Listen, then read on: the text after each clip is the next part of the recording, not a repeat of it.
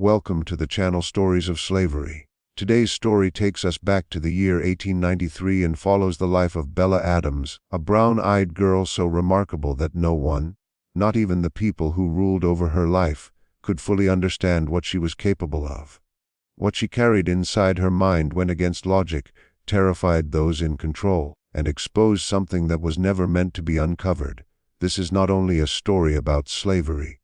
It is a story the system tried hard to wipe away. This is a serious and emotional account. Take a moment, breathe deeply, and listen with care. Before we start, be sure to subscribe and let us know in the comments which city and country you are listening from. Every voice matters and helps keep these forgotten lives remembered instead of erased. Stay with us until the end, because what happens to Bella brings up a question that still has no clear answer. Let us begin. The telegram arrived at Philadelphia General Hospital on a rain-soaked evening in September 1893. It was sent by a country doctor from rural Delaware who had witnessed something he could not explain and did not expect anyone else to believe. Dr. William Cross had practiced medicine for 31 years in small towns where people trusted him with their bodies and their deepest secrets. He was not the type of man to send urgent messages to big city hospitals claiming impossible events. Yet on that September night, his hands shook as he wrote words that would change everything. He described a colored girl, about 9 years old, the daughter of a washerwoman in the town of Millbrook, who had walked into his clinic while he was examining a farmer complaining of chest pain. The girl stood quietly for less than a minute, then gently pulled at Dr. Cross's sleeve and whispered something that sent a chill through him. She told him the farmer did not have indigestion like he believed. She said his left arm had been hurting for 3 days, his jaw ached when he walked upstairs, and there was a faint blue color around his fingernails that showed his heart was failing. She warned that if he did not lie down at once and stop moving, he would be dead within the hour. Dr. Cross looked at the farmer again, this time more carefully. He examined the fingernails. Pale blue, almost impossible to notice unless you knew to look. He asked about the arm pain. The farmer admitted it was true, but thought he had slept on it wrong. The jaw pain while climbing stairs. Yes, that too, but he assumed it was just age catching up with him. Cross ordered the farmer to lie down on the examination table and sent for assistance. The man survived what turned out to be a massive heart attack, but only because a 9-year-old colored girl had noticed what a trained doctor had missed. "How did you know?" Dr. Cross asked her afterward, his voice unsteady. The girl's reply stayed with him long after and pushed him to send that telegram. "I read about it in a medical book, sir. The signs of heart failure. I remember everything I read, and I can see when things don't match what they are supposed to be. His heart didn't look like a healthy heart. The pattern was wrong." Dr. Cross questioned her further, asking what medical book she could have possibly read. She was colored, likely uneducated, the child of a washerwoman who could not afford books of any kind. Her answer was simple and calm. "Doc Harrison left his medical books open on his desk when I cleaned his office with my mama. I looked at the pages while she worked. I remember all of them. Every page, every word, every picture." Dr. Cross did not believe her at first. He tested her by pulling medical texts from his own shelf, opening them to random pages, and asking her to read passages she had never seen before. She read them perfectly. An hour later, she repeated them word for word without a single mistake. He showed her anatomical drawings, and she named every structure, every bone, every organ using the correct Latin terms. He described medical symptoms, and she offered diagnoses that were correct, sometimes even more accurate than his own early conclusions. She was only 9 years old. She had never been to school. She had learned to read by looking through windows and studying thrown-away newspapers. Yet she understood medicine at a level higher than many doctors he knew. Dr. Cross ended his telegram with a desperate request. "I do not know what to do with this child. She has a gift I cannot explain and cannot ignore. Someone with more resources than I have needs to examine her, understand her, and help her become whatever she is meant to become. Please advise." The telegram reached Dr. James Whitfield, the head of the Department of Internal Medicine at Philadelphia General Hospital. He was a man known for his interest in unusual cases and his readiness to investigate claims others dismissed. He read the message 3 times, folded it neatly, and placed it in his desk drawer. He thought about it for 2 days. On the 3rd day, he boarded a train to Delaware. The town of Millbrook in 1893 was the kind of place that existed only to be overlooked. About 200 people lived there, mostly farmers and laborers, in wooden houses that leaned slightly with age. The colored families lived on the east side, near a creek that flooded every spring. Whitfield found the address he had been given. It was a narrow house with a sagging porch and windows covered by curtains made from flour sacks. He knocked, aware of neighbors watching from nearby porches, wondering why a well-dressed white man was in this part of town. The woman who opened the door looked around 30. Her face showed the exhaustion that comes from years of hard work and constant worry. She wore a faded dress and an apron still wet from washing. Her hands were rough and red, shaped by days spent scrubbing other people's clothes. "Can I help you, sir?" she asked carefully. Her tone was cautious, neither friendly nor rude, the tone colored people learned to use with white strangers. "I am Dr. James Whitfield from Philadelphia. I received a message from Dr. Cross about your daughter. Is she here?" Something changed in the woman's face, fear, maybe acceptance. She did not ask what the message said. She simply stepped aside and opened the door wider. "Bella," she called into the dark room. "Come here, please." A small girl stepped forward, and Whitfield felt his breath pause. She was small for her age, thin in a way that spoke of missed meals. Her skin was deep brown. Her hair was neatly braided, but it was her eyes that held him. Brown eyes, ordinary in color, yet filled with something rare and deep. They studied him closely, as if she were examining him instead of the other way around. "Good afternoon, sir," she said softly. "You are here about what happened with Mr. Patterson, the farmer with the heart trouble?" Whitfield nodded. "Yes. Dr. Cross told me what you did. Can you explain how you knew something was wrong?" Bella glanced at her mother, looking for approval. The woman gave a small nod, though she looked uneasy. "I saw the signs, sir," Bella said. The things that showed his heart was not working right. The color of his fingernails. The way he kept his left arm close to his body without noticing. The way his breathing looked painful, even though he did not say it was. And I remembered what the medical book said. It said when you see those signs together, the heart is failing and the person could die. "But you are only 9, Whitfield said. "How can you understand books written for doctors?" Bella answered honestly. "I don't know, sir. I just read them and remember them. When I see sick people, I match what I see to what I read. The books put pictures in my head, and then I see the same pictures in real life." "Is that wrong?" "Sir." Wrong was not the word Whitfield would choose. Impossible, astonishing, frightening. Those fit better. There was nothing wrong with a child being extraordinary. Over the next 3 hours, inside that cramped house that smelled of soap and hardship, James Whitfield carried out the most important examination of his career. He began with simple questions about anatomy, expecting to find limits quickly. There were none. Bella explained the human heart with detail equal to his own medical training. She described the circulatory, respiratory, and nervous systems clearly and correctly. She used Latin terms with ease and true understanding. She did not only memorize, she understood. When he described symptoms, she offered accurate diagnosis. When he told her about a confusing case his team had struggled with for days, Bella gave the correct answer within minutes and explained why in clear, simple language. "How is this possible?" Whitfield finally asked, more to the world than to the child. "I don't know, sir," Bella replied. "Mama says God gave me a gift, but I think my brain just works different. When I read something once, it stays forever. Every word, every picture, every idea. My brain keeps working even when I'm not trying. It connects things and finds patterns. I can't stop it.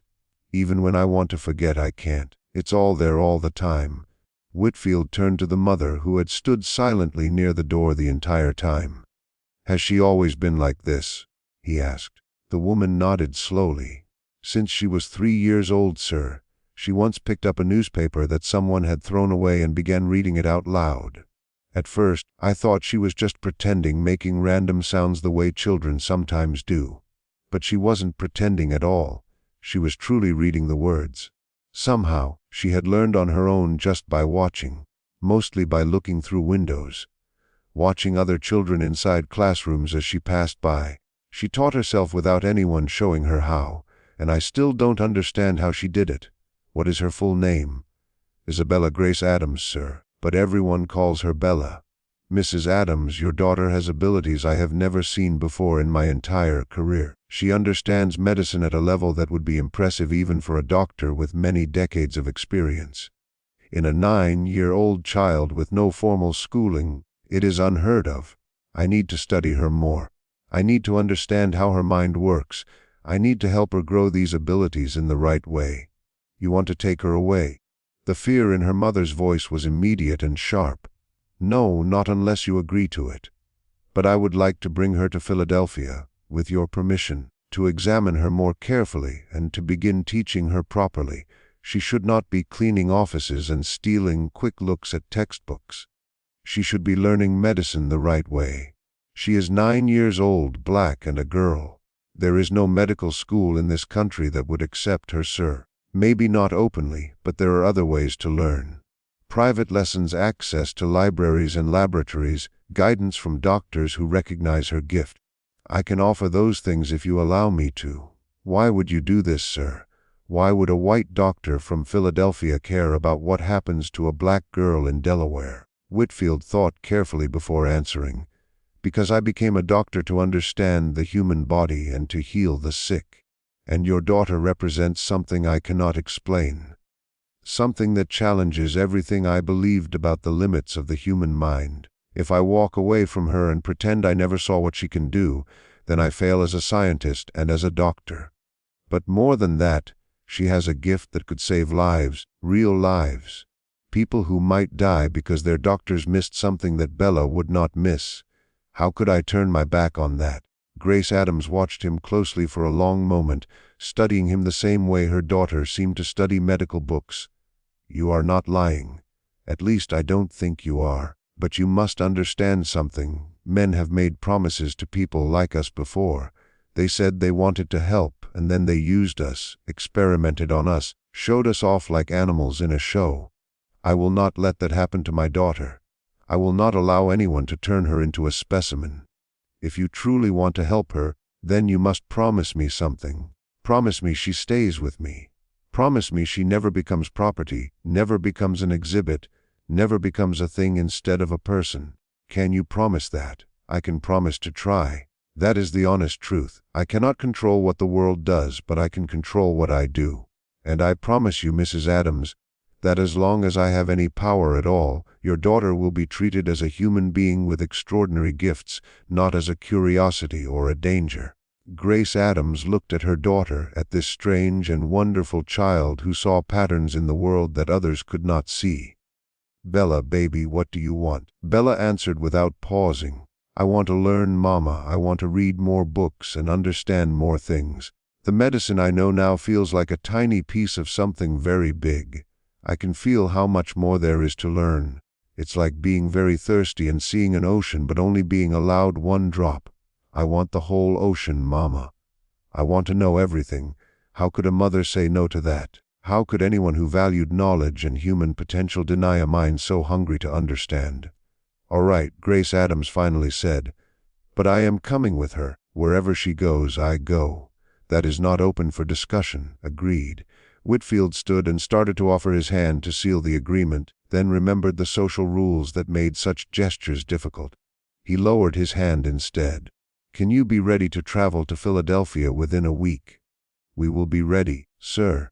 And so began the journey that would take Bella Adams from a forgotten town in Delaware to the heart of one of the most important medical controversies of the 19th century.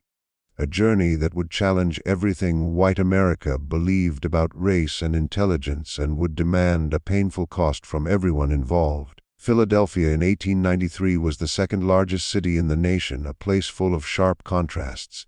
Beautiful mansions stood just blocks away from crowded slums. The rich attended concerts and art shows, while the poor worked 14-hour days in factories that broke bodies and wore people down. At the center of the city stood Philadelphia General Hospital, one of the country's leading medical institutions, training doctors who would work across America and conducting research that shaped the future of medicine. Whitfield arranged for Grace and Bella to stay at a boarding house in the black section of the city. It was a clean and simple place run by a widow named Mrs. Elanina Thompson.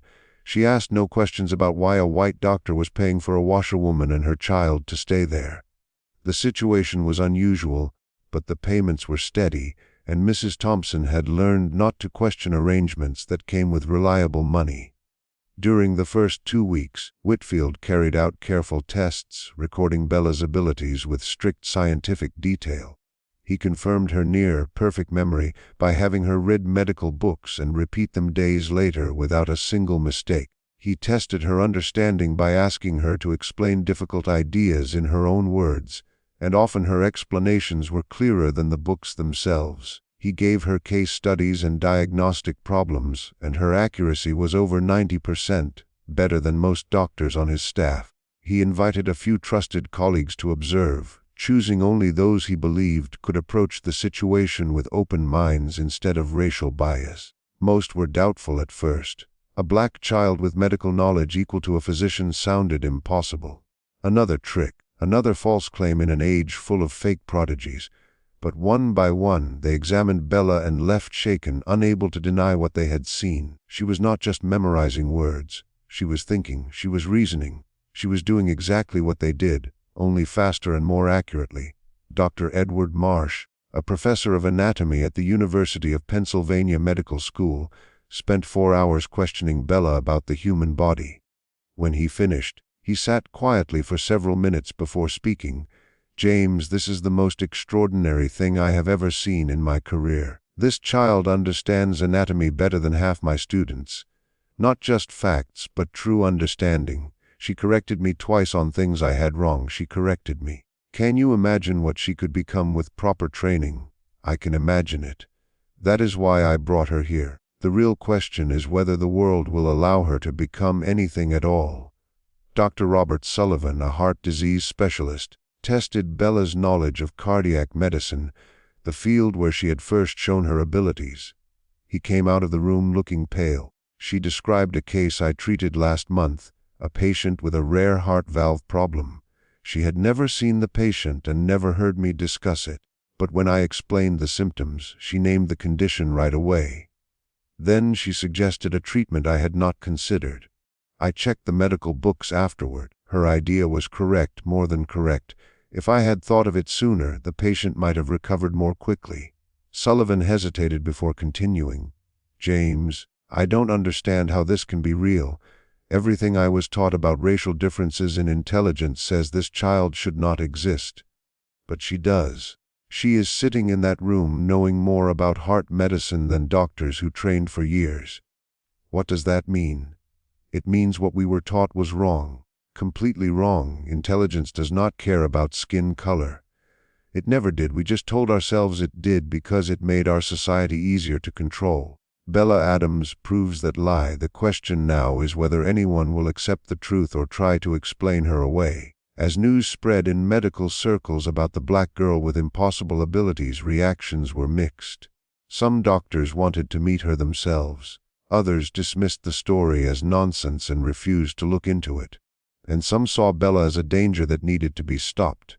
Dr. Cornelius Webb was one of those. He was 56 years old, a professor of psychiatry at Jefferson Medical College, and a respected voice in the growing field of racial science.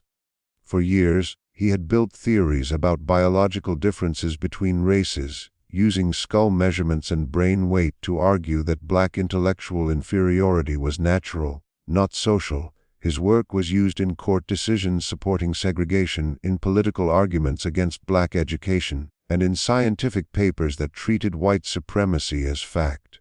And now a 9-year-old black girl in Philadelphia threatened to destroy everything he had built. Webb first heard about Bella from a colleague who had seen one of Whitfield's demonstrations. The man spoke with amazement and confusion, struggling to make sense of what he had witnessed. Webb listened with growing fear. Claims like this were dangerous. If allowed to stand, they would give power to those who argued for equality and integration. punctuation, and abolitionists who wanted to overturn the natural social order. It would suggest that decades of research on racial differences had been mistaken. It would shake the very foundations of segregation and the laws that upheld white dominance. Webb wrote to Whitfield asking permission to examine the child himself. His letter was polite, professional, framed as scientific curiosity. He wanted to check the claims for himself. He said he wanted to make sure the methods used were correct. He wanted to protect the medical community from embarrassment if the whole story turned out to be false. Whitfield recognized the danger immediately. He had read Webb's writings. He understood the man's intentions. Letting Webb examine Bella would be like letting a wolf inspect a lamb. But saying no would also create trouble. Webb was powerful, well-connected, able to damage Whitfield's reputation and career if he chose to. And there was another factor. If Webb examined Bella and had to admit her abilities, it would be huge. A famous racial theorist acknowledging that a colored child had extraordinary intelligence would be disastrous for his ideas. The question was whether Webb would admit that, or find ways to dismiss or discredit what he saw. Whitfield spoke with Grace Adams before deciding. He sat in her small room at the boarding house, explaining the situation while Bella practiced reading a medical journal in the corner, her lips moving slightly as she absorbed each page. "There's a doctor who wants to examine Bella, a man whose whole career is about proving that colored people are less intelligent. If I let him see her, he might try to discredit her, find excuses to explain away her skills. He could be hostile, aggressive, humiliating. But if I refuse, he'll claim we're hiding something, that the whole story is fake. He has the power to make that claim stick." Grace Adams was quiet for a moment. "What does Bella think?" They both looked at the girl who had paused reading, watching them with those sharp, perceptive brown eyes. "I think he needs to see me," Bella said. "If he doesn't, he'll say I'm not real, and people will believe him because they want to. But if he sees me and I show him what I can do, he has to either tell the truth or lie. And if he lies and I can prove it, then everyone will know he's lying. That's not nothing. You understand? He might be cruel to you," Whitfield said. "He might say horrible things, try to make you feel worthless. People like him don't just disagree with ideas. They believe deep down that you're inferior. Facing proof that proves them wrong makes them angry, sometimes dangerous." Bella's expression didn't change. "Sir, I've been colored my whole life. I know what people think of me. I hear whispers when I walk by. I see them cross the street so they don't get too close. I've been called names that Mama won't repeat and told I'm worth less than dirt under white people's feet. One more man thinking those things about me won't break me. But if I can make him look foolish in front of others, if I can show him he's wrong so clearly everyone sees it, that could mean something. That could change something." She was 9 years old. She shouldn't have had to think about this. She shouldn't have had to plan how to face racism with the careful skill of a general planning a battle. But this was her life, and she had clearly thought about it longer than anyone realized. "All right," Whitfield said. "I'll arrange the examination, but I'll be there the whole time. I'll set the rules. He can test your abilities, but he cannot insult you. He can ask questions, but he cannot interrogate you. And if at any point you want to stop, we stop. I will not let him hurt you." "You can't promise that," Bella said quietly. "No one can promise that, but I appreciate you trying." The examination was set for October 15, 1893, at Philadelphia General Hospital. Whitfield picked a large lecture hall, thinking that witnesses would help protect Bella from the worst risks. He invited a dozen trusted physicians who had already confirmed Bella's abilities, men who could balance Webb's expected hostility. He sent Webb a formal letter laying out the conditions of the examination, careful to frame everything as scientific method and proper procedure. And he prayed, though he wasn't religious, that he wasn't sending a child into danger. The morning of October 15th was gray and cold, the kind of autumn day that made Philadelphia feel like a city under siege. Bella woke early, ate breakfast, and dressed in the best clothes her mother could manage, a simple blue dress carefully patched at the seams. Grace braided her daughter's hair with extra care, hands trembling slightly. "You don't have to do this, baby. We could leave. Go back to Delaware and forget all this." Bella looked at her mother in the mirror. "No, Mama, I'm not going back. Whatever happens today, at least I'll know I tried. At least I didn't run away." They arrived at the hospital at 9, using a side door to avoid the main entrance where patients and visitors might stare. Whitfield met them in his office, his face tense. "Grace, Bella, thank you for coming. I want to go over a few things before we start. The examination will be in the main lecture hall. Dr. Webb will ask the questions, but I'll be present, along with other physicians who have seen Bella's abilities. If at any point you feel uncomfortable, if Webb becomes abusive or the situation is too much, signal me and we stop." Bella nodded. "What kind of questions will he ask?" "I don't know exactly. Probably like I did, testing your medical knowledge and reasoning. But Webb may also try to humiliate you, make you look foolish. He may use complicated words or reference rare conditions, hoping you won't know them. He might try to trick you into mistakes." "I'm not worried about medical questions," Bella said. "I know what I know. What I worry about is that he won't accept any answer, no matter how right it is. Some people don't want the truth. They want to prove what they already believe." "You're right. But here's the thing, Bella. This isn't about convincing Webb. He's probably not persuadable. It's about the others in the room, the physicians watching, the ones who haven't decided yet. If you show them what you can do clearly, Webb's opinion won't matter. They'll see the truth even if he refuses to admit it." Bella thought. "So, I'm not trying to beat him. I'm trying to win everyone else." "Exactly. Webb is the opponent, but the audience is the prize. Make them believe, and Webb becomes irrelevant." It was a sophisticated idea for a 9-year-old. But Bella nodded with the confidence of someone who understood the stakes. She held her mother's hand, squeezed it once, and said, "I'm ready." The lecture hall was smaller than Whitfield hoped, seats filled with more physicians than expected. Word had spread about the examination, and doctors who weren't invited found ways to attend, curious about the colored child who supposedly knew medicine better than they did. Webb sat at a table at the front, flanked by colleagues who shared his views. He was large, well-fed, with a beard he stroked constantly and eyes that examined everything coldly.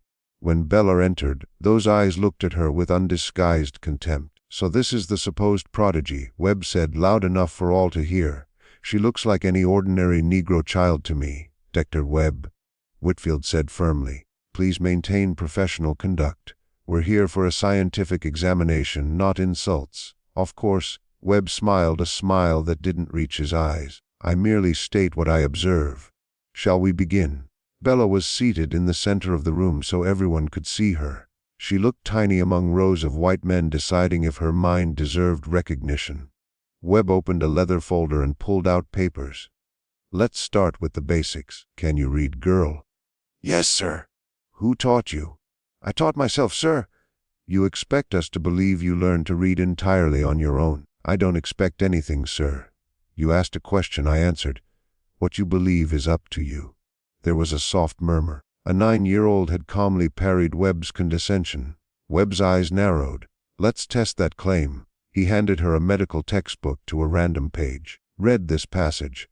Bella looked down. "The clinical presentation of typhoid fever includes a stepwise fever pattern, rose spots on the abdomen, relative bradycardia, and hepatosplenomegaly. Diagnosis is confirmed through blood culture or Weidel test.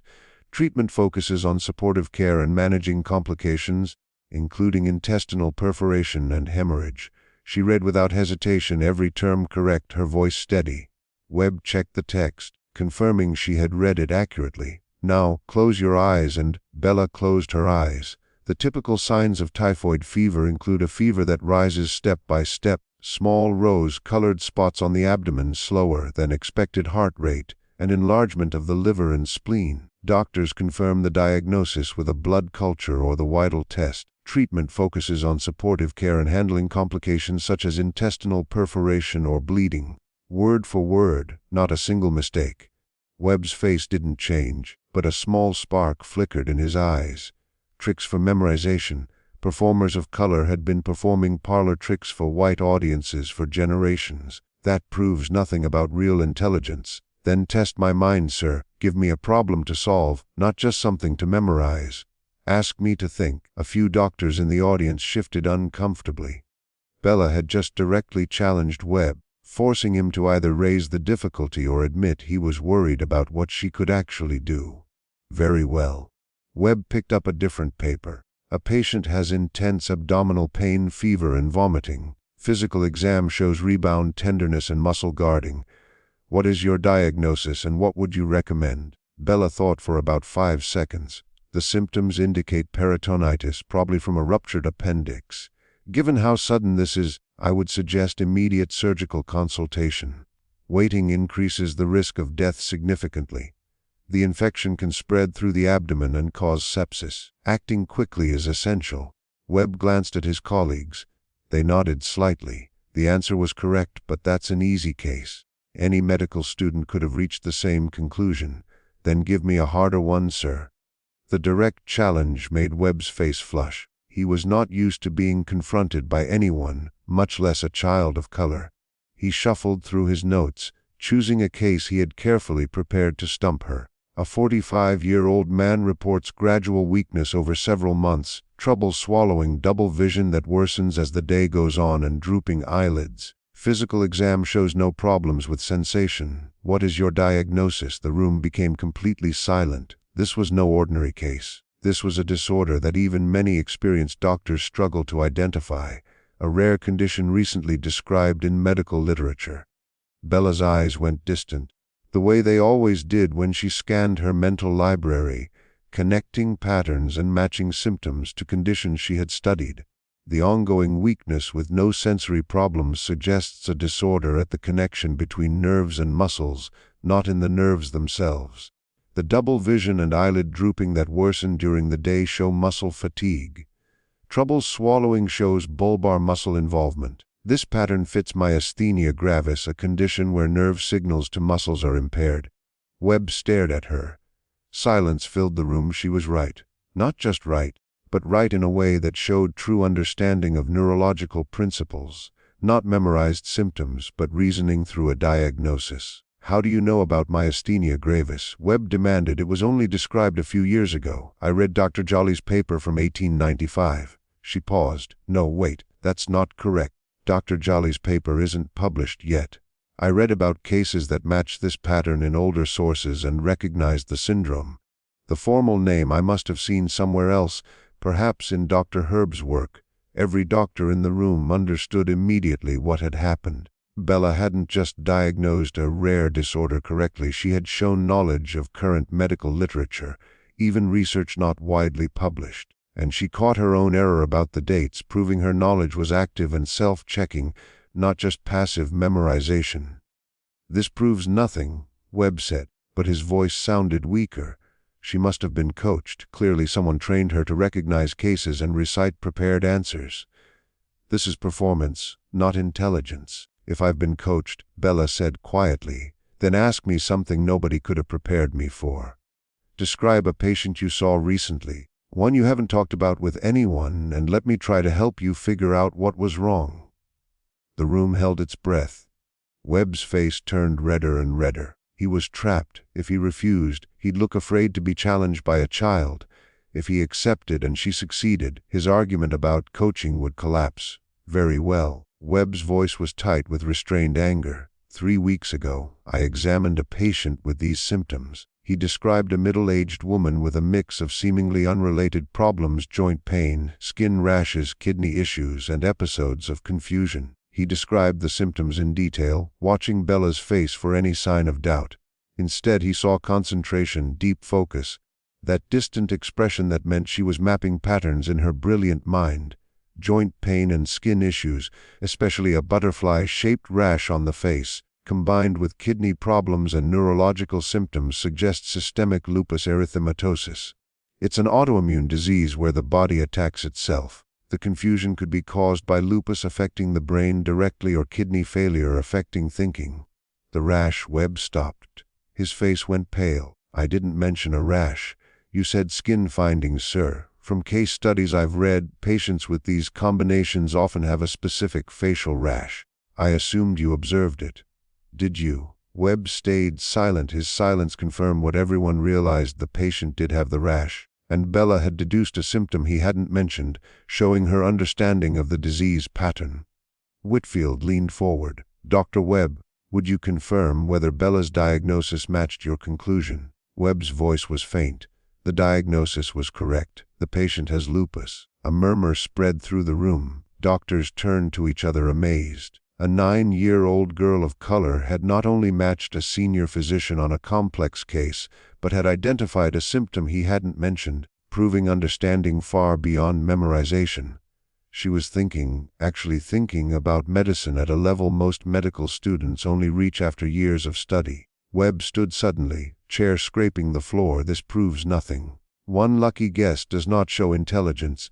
There are thousands of diseases, millions of symptom combinations. Any trained performer could give plausible answers to common questions.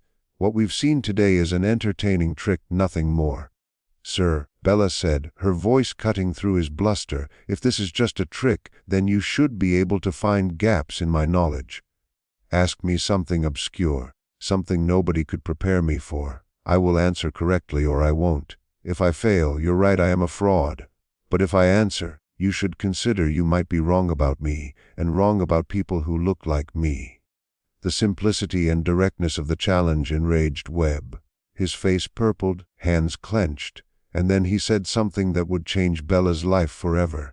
"This child is clearly mentally abnormal.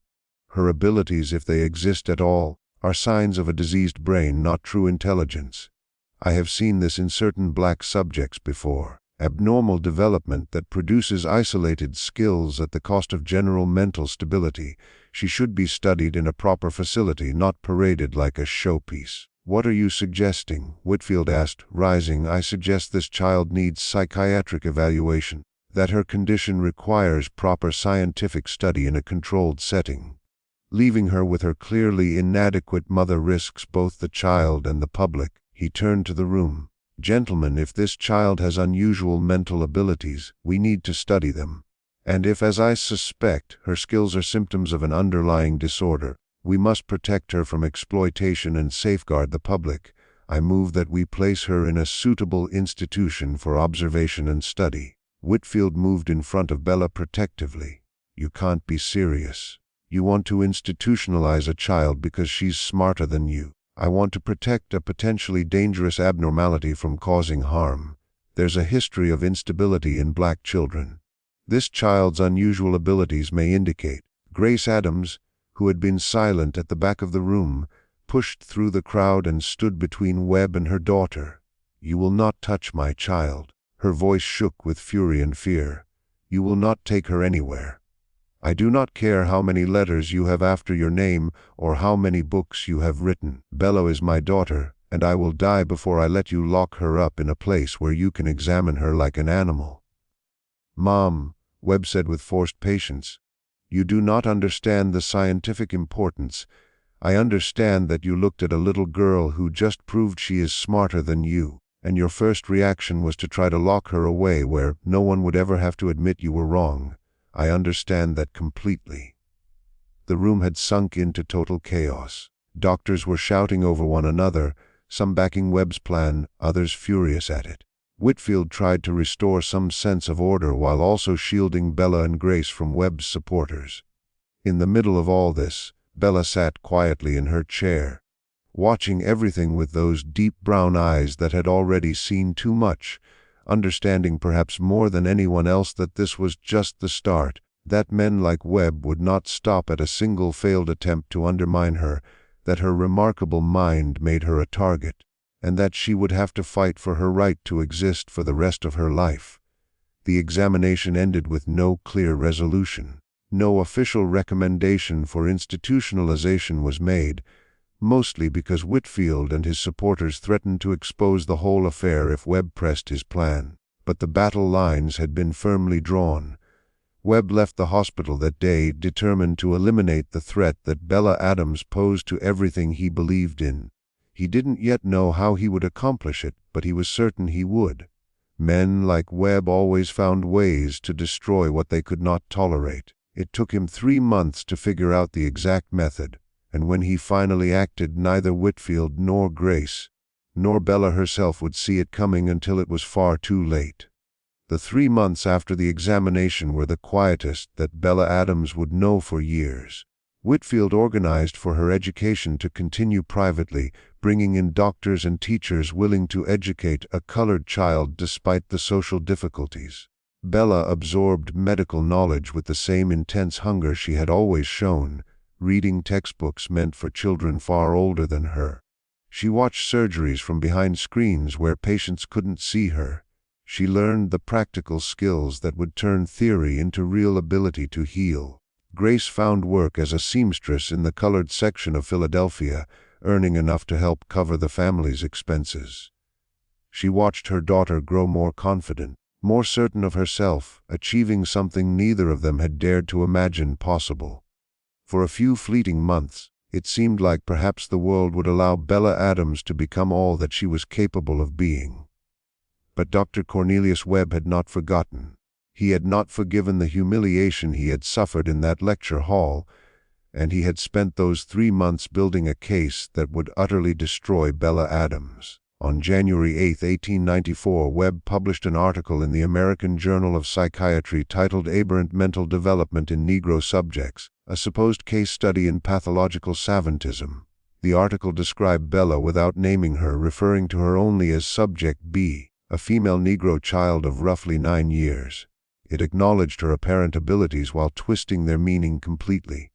According to Webb's analysis, Bella's extraordinary memory and medical knowledge were not signs of intelligence, but symptoms of a severe mental disorder. He compared her to other individuals with savant syndrome, people who could perform incredible feats of memory or calculation while being profoundly impaired in other ways. He claimed that her skills were disconnected from real reasoning, mere parlor tricks created by a malformed mind. But the article went further. Webb argued that subjects like Bella were naturally unstable, prone to violent outbursts and delusions. He cited fabricated observations from the examination, claiming she had displayed aggression and paranoid thoughts that he had supposedly documented carefully. He concluded that such people were dangerous to themselves and others, and that responsible medical practice demanded their confinement in suitable institutions where they could be studied and prevented from harming anyone. The article was devastating, not because it was true, but because it was official.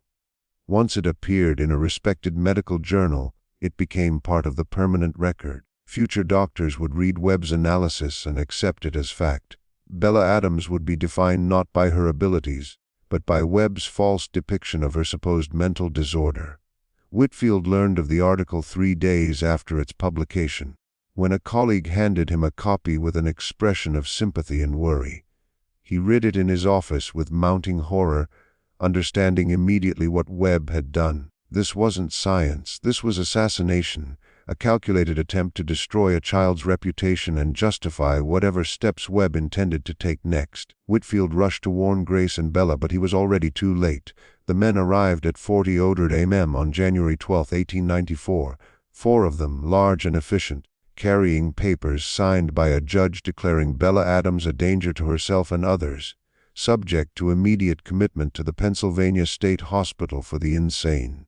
Grace woke to the sound of the door being broken down. She threw herself between the men and Bella's small bed, screaming, struggling, biting, scratching, doing everything a mother could do against 4 grown men backed by the law.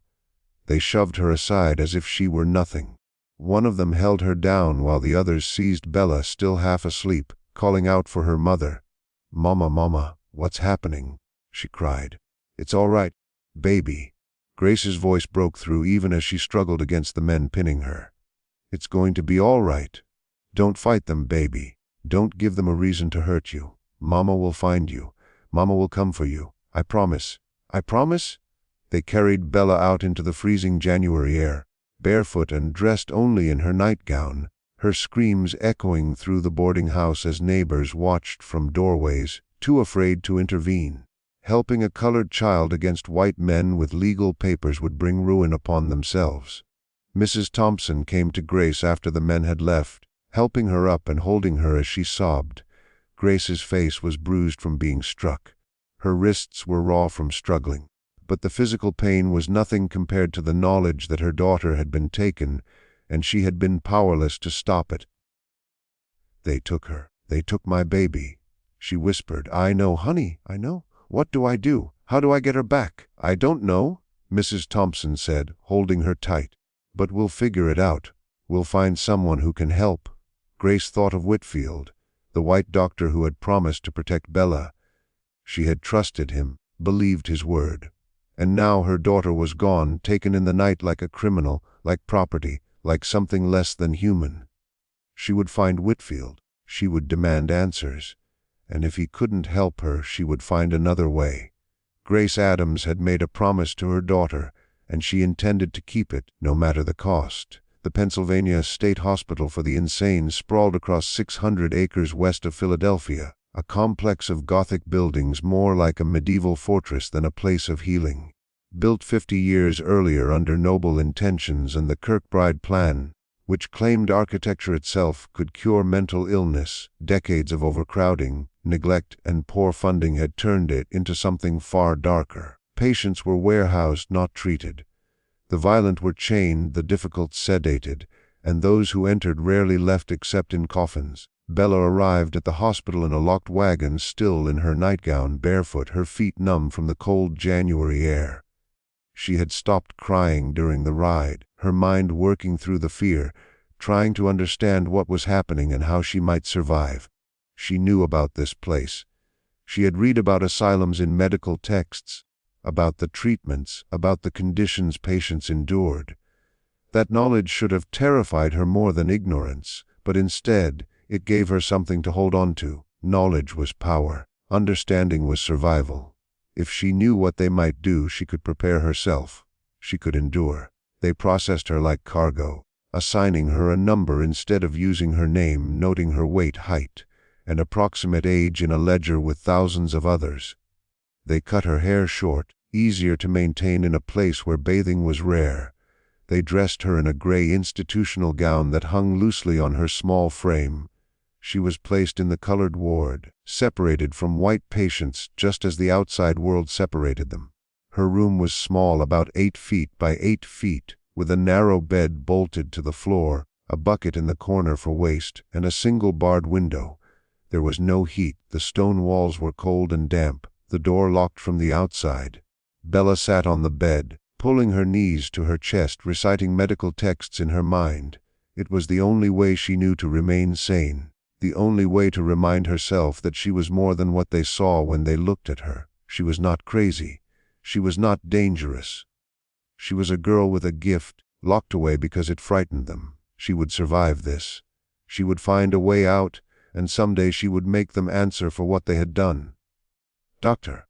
Webb arrived at the hospital 2 days after Bella's commitment. He had arranged everything, the legal papers, the pre-dawn seizure, the placement in a distant institution to make visits difficult. Now he came to see his prize, to begin studying this anomaly and finding ways to explain away her abilities. Bella was brought into an examination room, her wrists punctuation bound tight like leather straps, her wrists tied, her ankles locked in iron. She had not slept for 2 full days. She had not touched the thin slop they dared to call food. Her body was shaking from cold, her muscles aching, her mind worn thin by fear. Yet when she saw Webb step into the room, something else pushed up through that fear. It was hatred, clean and sharp and steady, not the kind that flares up and dies fast, but the kind that stays low and quiet, waiting patiently for the right moment to strike. "Hello, Subject B." Webb's voice sounded calm, almost kind. "I regret the discomfort, but I'm sure you understand your situation demands careful control. I don't have a condition. I'm not insane. You locked me in here because I humiliated you." Webb smiled faintly. "That belief right there is exactly why treatment is necessary." He wrote something in his folder. "Persecutory delusions. Failure to see one's own illness. Textbook signs of the disorder I outlined in my paper. You lied in that paper. You invented things. I never showed violence or paranoia. You needed those lies, so you made them real." His pleasant expression never shifted. "Sadly, the wild claims of a disturbed child mean nothing when placed against the observations of a trained doctor. No one will believe you. No one will even hear you.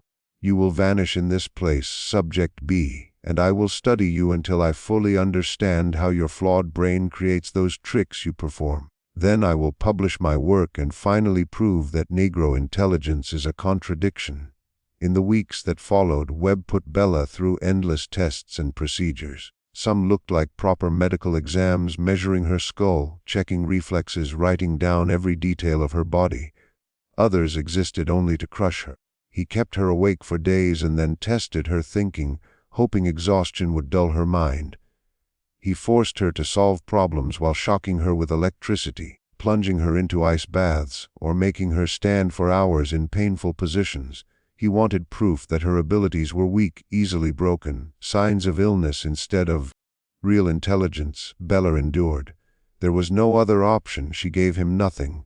She refused to perform on command, answered questions with as few words as possible, and withdrew deep into her thoughts whenever the outside world became too much.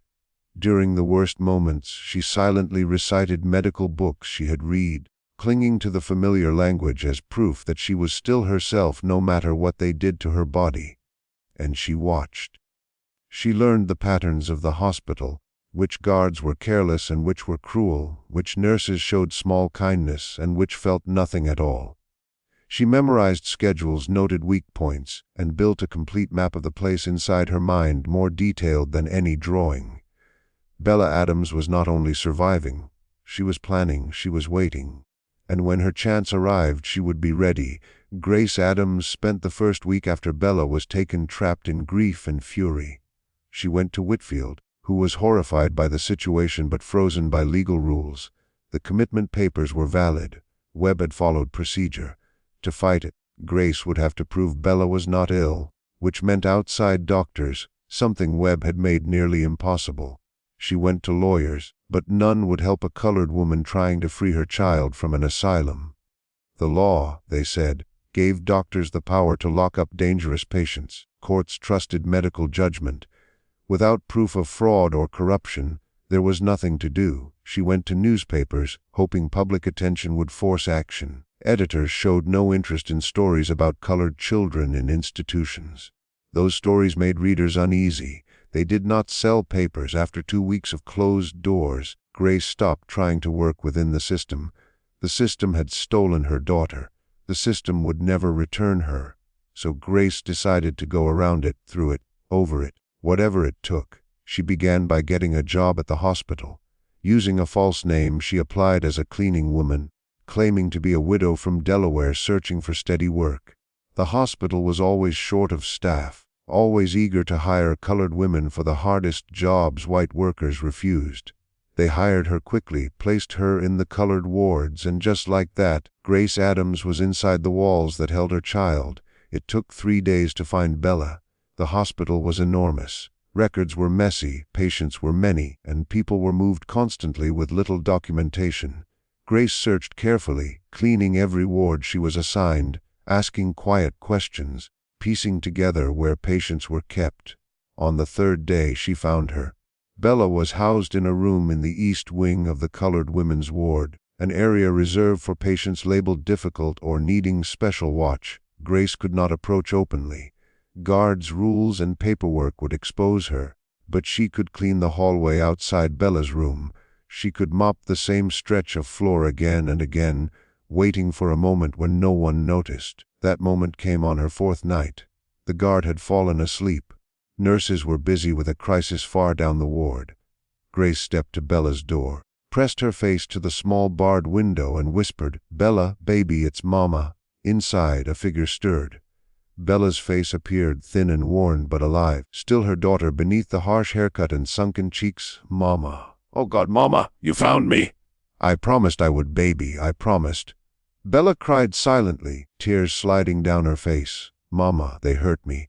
The doctor shocks me, freezes me, won't let me sleep. He says he'll prove I'm defective. He says he'll cut open my brain when he's done. I know, baby, I know. But I'm getting you out. It'll take time, but I'm here now. I'm not leaving without you."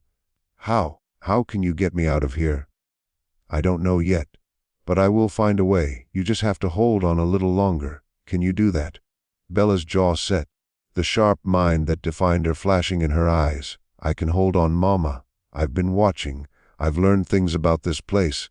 Like what? Webb isn't only experimenting on me.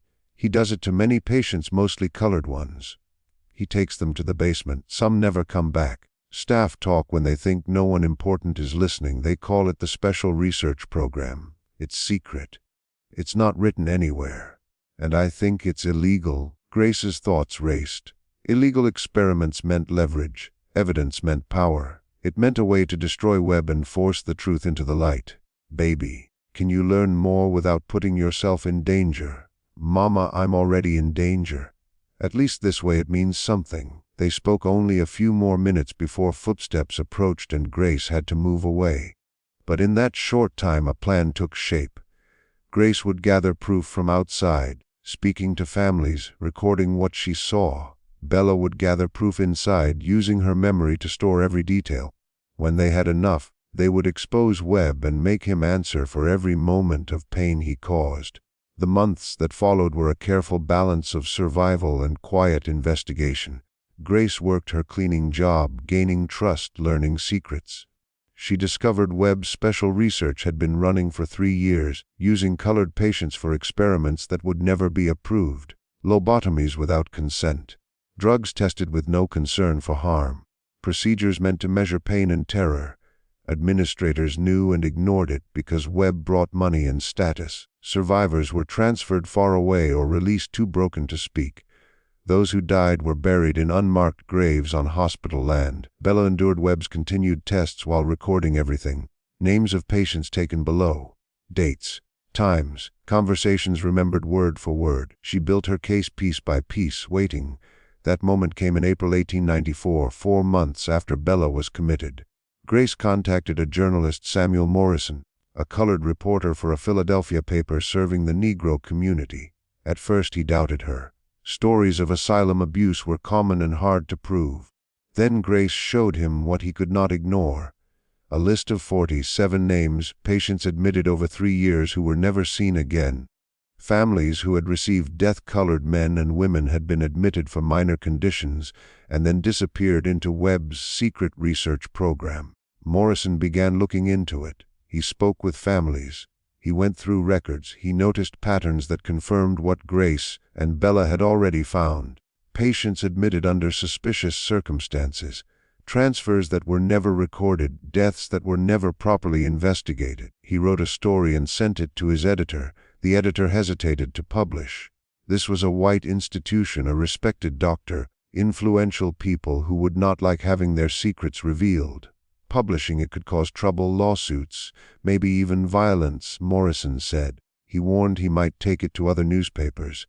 He reminded the editor that journalists have a duty to reveal wrongdoing no matter the risks. Finally, reluctantly, the editor agreed. The story appeared on April 23, 1894. It avoided naming anyone directly to prevent libel. But the descriptions were clear enough that anyone familiar with the hospital would know who it meant. It reported experiments done without consent, patients who vanished, graves found on hospital grounds, a pattern of abuse hidden for years. White newspapers ignored it at first, but the colored community did not. Churches spoke about it. Community leaders demanded answers. Families of missing patients shared their own stories. Pressure grew until it could no longer be ignored. On May 5, 1894, the Philadelphia District Attorney announced an investigation into the Pennsylvania State Hospital. On May 12, Dr. Cornelius Webb was suspended while the investigation continued. On May 15, James Whitfield arrived with a lawyer and a court order for Bella Adams's immediate release. The lawyer explained that the commitment papers had been obtained by fraud. The doctor who signed them relied on false information from Webb. Bella's confinement had no legal basis. The hospital administrator, desperate to avoid further scandal, agreed to release her without resistance. He wanted no more association with Webb. Grace waited at the hospital gates when Bella walked out, blinking in the spring sun, thin and pale, but alive, still herself, still extraordinary. "Mama," Bella whispered in a sob. She ran into her mother's arms. Grace held her daughter for the first time in 4 months, crying, laughing, promising never to let her go. But even in that moment Bella's mind was racing. Webb had been suspended, not arrested. The investigation was ongoing. But investigations could be influenced, witnesses intimidated, evidence hidden. She had seen enough of the world to know justice might not happen on its own. If she wanted Webb to truly answer for what he did, she would have to make it happen herself. Webb's trial began in September 1894, 8 months after Bella's release. The charges were severe assault, false imprisonment, medical experiments without consent, multiple counts of manslaughter for patients who died under his care. Webb had resources and connections. He hired top lawyers, called in favors from powerful friends, and defended himself by attacking every witness, dismissing all evidence, claiming the case was a mob attack on a respected scientist. Bella was set to testify on the trial's third day. Webb's lawyers tried to block her, saying a colored child's words couldn't be trusted, that her mental state made her unreliable. But the judge, likely influenced by public interest, allowed her testimony. She entered the courtroom in a plain dress her mother had sewn, her hair long enough to braid neatly, her brown eyes steady and focused. She looked small, young, a child confronting the man who had tormented her. But when she spoke, the courtroom understood why Webb feared her. She testified for 6 hours, recounting her commitment, her confinement, the experiments Webb performed, giving dates, times, names, and details only she could know. When Webb's lawyers tried rapid questions, she answered clearly. When they created contradictions, she pointed them out calmly. When they attacked her credibility, she recited medical knowledge about Webb's methods, showing understanding beyond most doctors. The most powerful moment came when the prosecutor asked about the hospital basement. Bella closed her eyes, not to recall, but because it was painful. "I saw Dr. Webb perform surgery on a man named Thomas Green. He was committed for sadness after his wife died. He wasn't violent. Webb cut into his skull while he was awake, saying he wanted to see how the brain reacted. Mr. Green screamed for almost an hour and died 2 days later. The official cause said heart failure." The courtroom fell silent. Some jurors looked sick. Webb, for the first time, seemed afraid. Bella wasn't finished. She named 23 other patients she had seen experimented on, giving medical details, dates, names, and facts only someone there could know. When she finished, Webb's lead lawyer requested a long recess. After 4 hours, he returned and Webb changed his plea to guilty. On October 3, 1894, Webb was sentenced to 35 years in prison, his medical license revoked, his published work discredited by the American Medical Association. His theories on racial intelligence were proven false. He died 12 years later, forgotten and disgraced, his work reduced to a warning about prejudice corrupting science. Bella's story didn't end there.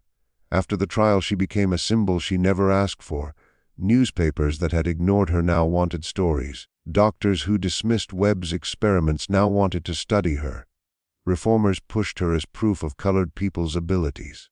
Grace and Whitfield protected her from the worst attention, letting her continue her studies. Bella made it clear she didn't want fame. She wanted to be a doctor, to heal people. Recognition mattered only if it helped her goal. Obstacles remained huge. No medical school would accept a colored girl. But change was coming slowly, forced by people like Bella who refused to accept a society that told her her place was limited by skin color. In 1896, at age 12, she passed an unofficial examination proving her medical knowledge equaled licensed doctors. It was arranged by Whitfield and observed by physicians, officially recorded, showing a colored girl could master medicine as well as anyone. In 1899, at 15, she began working with Whitfield at Philadelphia General Hospital. She wasn't officially a doctor, couldn't treat patients alone, but she observed, advised, assisted, and her assessments were often more accurate than the doctors. She saved lives quietly, without recognition. In 1905, at 21, she received official recognition when the Women's Medical College of Pennsylvania admitted her provisionally. She completed the 4-year program in 2 years, graduating at the top of her class, the first colored woman to earn a degree there. The ceremony was small, private, attended only by Grace Whitfield and a few supporters. The world wasn't ready to celebrate a colored female doctor. Bella didn't need celebration. She had credentials, the authority to practice openly, the power to use her gifts without hiding. Dr. Isabella Grace Adams practiced in Philadelphia for 47 years, specializing in diagnosis, using her memory and pattern skills to identify conditions others missed. People came from all over the country to see her, both white and black alike. People who had been told there was no hope for them. People who had been misdiagnosed, mistreated, or ignored. People who had heard whispers about a black woman doctor who could see what others could not. She saved thousands of lives. She trained dozens of young doctors, sharing not only her medical knowledge, but also the understanding that brilliance came in every color and gender, that the ability to learn and heal was not determined by the body that housed the mind. She never forgot what had been done to her. The months she spent in that asylum, the experiments, the pain, the terror of being locked away simply because her gifts scared men who couldn't accept what she represented. She carried those memories with her for her entire life. That perfect memory that could not forget, even when forgetting would have been a mercy. But she also refused to let those memories define her. She had been a victim, yes, but she became a survivor, and then she became something greater. A healer, a teacher, a pioneer who opened doors that would never fully close again. Grace Adams lived long enough to see her daughter become everything she had ever dreamed of. She died in 1923 at the age of 60 with Bella by her side. Her final words were the same as her first words to Whitfield years before. "Take care of my baby. Promise me you'll take care of her." "Mama," Bella said, holding her mother's hand as life slipped away, "I'm not a baby anymore. I'm a doctor. I can take care of myself, but you'll always be my baby, and you've made me so proud, so proud." James Whitfield had died 5 years earlier in 1918 during the great influenza pandemic. He caught the illness while treating patients, refusing to stop even as his own health failed. Bella was with him at the end, too. Her two greatest champions, the mother who had fought for her and the physician who had believed in her, were gone. But their legacy lived on in every patient she treated, every life she saved, every young doctor who learned from her example that medicine was about healing, not judging. Dr. Isabella Grace Adams died on March 15, 1952, at the age of 68. She practiced medicine until 2 weeks before her death, seeing patients in the small clinic she had founded in Philadelphia's black neighborhood, a clinic that treated people regardless of their ability to pay, a clinic that cared for the poor and forgotten with the same skill and attention she gave anyone. Her obituary appeared in the Philadelphia Inquirer, the same paper that had ignored her story 60 years earlier. It called her a pioneer of American medicine, a diagnostician with extraordinary gifts, a woman who had overcome impossible obstacles to become one of the most respected doctors of her time. It did not mention that she had been locked in an asylum at age 9, experimented on by a man who thought her existence was impossible. It did not mention the trial that destroyed him or the testimony that sent him to prison. It did not mention the years of struggle, hiding, and fighting against a world that wanted her to be less than she was. But Bella would not have minded. She never wanted to be remembered for what had been done to her. She wanted to be remembered for what she had done, the lives she saved, the doctors she trained, the doors she opened, the proof she gave through her existence and her accomplishments that the lies told about black people were lies, always had been lies, and always would be lies. In the end, that was her revenge. Not the trial, though the trial mattered. Not Webb's imprisonment, though his imprisonment was just. Her revenge was living. Her revenge was thriving. Her revenge was becoming so clearly excellent at what she did that no one could dismiss her. No one could explain her away. No one could pretend she did not exist. She made them see her. She made them recognize her. And in doing so, she made it harder for them to ignore the next Bella Adams, and the next and the next. Some people break the world by tearing it down. Bella Adams broke it by proving it wrong.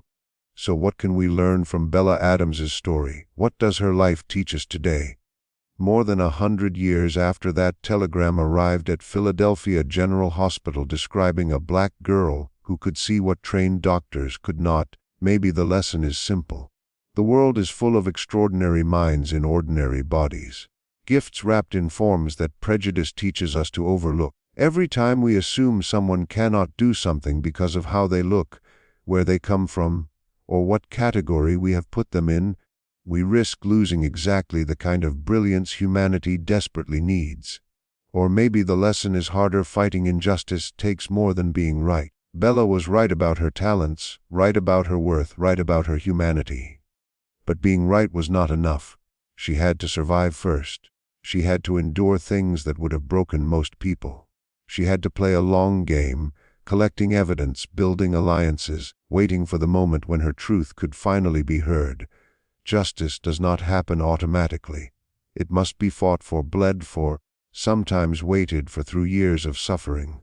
Or maybe the lesson is this: some people are born to change the world, and the world will resist them every step of the way. Bella Adams did not ask to be extraordinary. She did not choose to be born with a mind that could remember everything, see patterns others missed, understand medicine at levels thought impossible.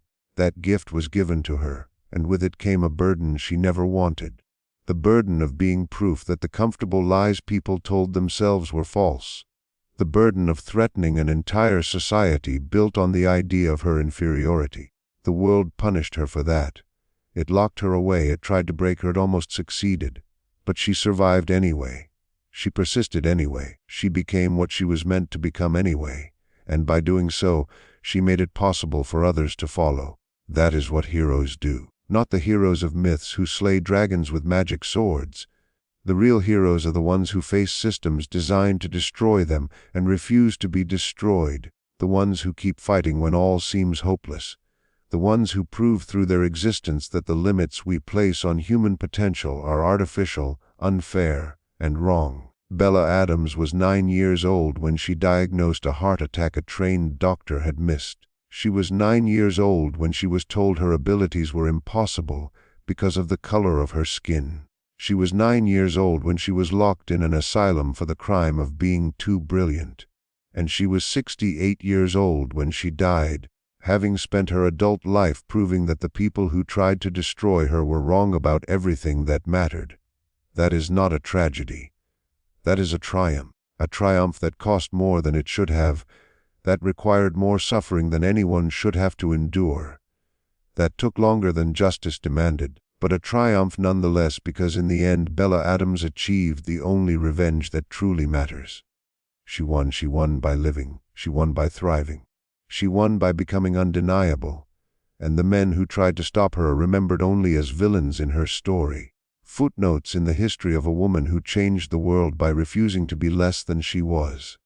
If you have followed Bella's story through discovery, examination, the asylum, the trial, and the decades of healing that followed, I want to ask something. How many other Bella Adams exist right now? How many brilliant minds are being dismissed because they come in forms prejudice tells us to ignore? How many future doctors, scientists, artists, leaders are being told they cannot, should not, or are not allowed to try, and what will we do about it? Bella Adams proved that the limits we place on human potential are lies. But she could not prove it alone. She needed a mother who fought for her, a doctor who believed in her, a journalist who told her story, a community that demanded justice. She needed people willing to see her when the world wanted her invisible. She needed allies who understood that injustice anywhere threatens justice everywhere, that we rise or fall together. So here is a challenge: be that ally for someone. Look for brilliance where others refuse to see it. Question the rules you've been taught about who deserves opportunity and who does not. Fight for the Bella Adams of your time, the brilliant minds trapped by prejudice, poverty, or neglect. That is how we honor her legacy. Not just by remembering her story, but by continuing her work, by refusing to accept that a child's potential is limited by their skin color or circumstances, by building a world where the next Bella Adams does not have to spend half her life fighting just to exist before she can do what she was born to do. Bella Adams deserved better than the world gave her. She deserved recognition, proper training, open celebration. She deserved a childhood free of asylums, experiments, and fear. She deserved to become a doctor at 21 without overcoming obstacles that should never have existed. But she did not get what she deserved. She got what she fought for, which was both more and less. More because she earned every achievement through struggle, which made her victories meaningful in ways easy success never could. Less because no later success can erase the suffering she endured. We cannot go back and give Bella Adams the life she deserved, but we can work to create a future where children, here, Get that life, where brilliant minds are encouraged instead of being shut down, where the color of your skin doesn't decide if your talents are praised or feared, where no one has to prove they are human by surviving attacks meant to destroy them. That's the world Bella Adams fought to create. That's the world she showed could exist simply by living in it, by succeeding even when everything was set up to make her fail, and by building that world. That's our responsibility now. That's how we honor her story. That's how we make sure her struggles were not in vain. This is the story of Isabella Grace Adams, the girl with brown eyes who noticed what others could not. The child they tried to crush because her intelligence unsettled their safe, easy lives. The woman who grew into a healer, a teacher, a trailblazer. The living proof that the limits we put on human potential are exactly that, limits we create, not limits that exist in reality, in truth, or in the basic structure of what humans can achieve. Remember her, learn from her, and go find the brilliant minds the world is still trying to hide.